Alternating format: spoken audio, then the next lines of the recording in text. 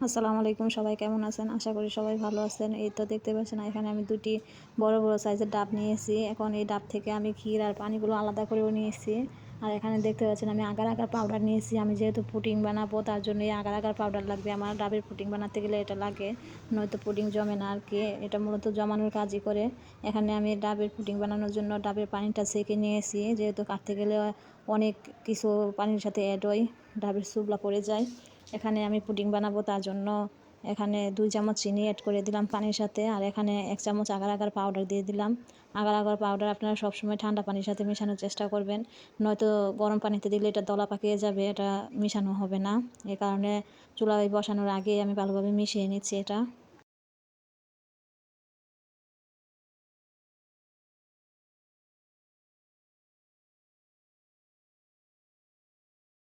ভালোভাবে মেশানো হলে এখন আমি চুলায় বসিয়ে দিব। যতক্ষণ পর্যন্ত বলক না আসবে ততক্ষণ পর্যন্ত এটা জাল করে নিতে হবে। ভালো করে নাড়িয়ে চাড়িয়ে চুলায় বসিয়েও ভালোভাবে নাড়তে হবে, নয়তো দলা পাকিয়ে যাবে নিচে দিয়ে। তো যতক্ষণ পর্যন্ত বলক না আসবে ততক্ষণ পর্যন্ত আমি ভালোভাবে এটা জাল করে নিব। এখানে দেখতে পাচ্ছেন ভালোভাবে বলক উঠে গেছে। এখন আমি চুলাটা অফ করে নিব।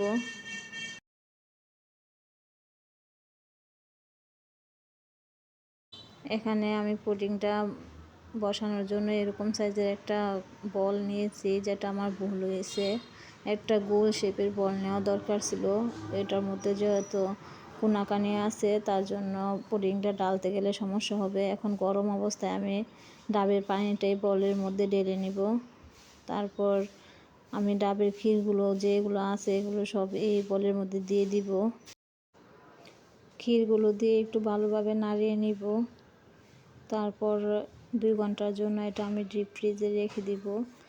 আপনার ফ্রিজের ভলিউমের উপর নির্ভর করবে। আমারটা সেট হতে ২ ঘন্টা টাইম লেগেছে।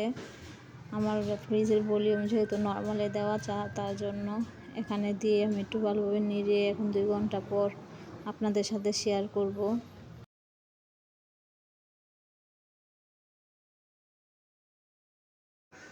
এখন ডেকে আমি পুডিংটা ডিপ ফ্রিজে রেখে দেবো। এই তো দেখতে পাচ্ছেন নামিয়ে নিলাম ২ ঘন্টা পর। এইটাই ছিল আমার পুডিংয়ের ফাইনাল লুক। তো পুডিংটা খেতে বেশ মজা ছিল। আমার ছেলে তো খুব পছন্দ করছে। আর আজকেই আমার ফার্স্ট টাইম পুডিং বানানো। তো সবাই কমেন্টে জানাবেন কেমন হয়েছে পুডিং বানানো। আমার জন্য সবাই দোয়া করবেন। আর এই তো দেখতে পাচ্ছেন পুডিং ঢালতে গিয়ে আমি ভেঙে ফেলেছি। ভালো থাকবেন, আল্লাহ হাফেজ।